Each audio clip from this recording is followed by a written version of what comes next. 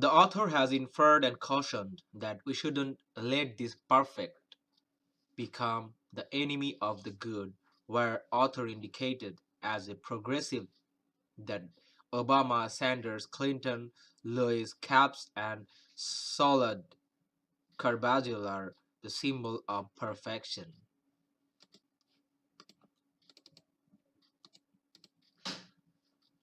The author has cautioned because the country have been saddled with the barely credible, hugely conflicted president and administration, and some now seek to reject the ideal and perfect people because of the conflicted president and administration, which is meant by choice E, given as repudiate, means rejecting. The last line of the passage with the clause after the end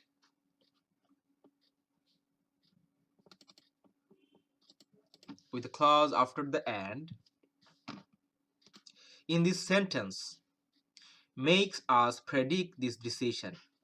In this current chronicles, the perfections are not being lionized, corroborated, extolled, or venerated, and so they are made the enemy of good in a false sense by the existing conflicted administration, though they made the definition of good. So choice A, B, C, and D are eliminated as they cannot make sense to fit the blank. So the correct answer is choice E.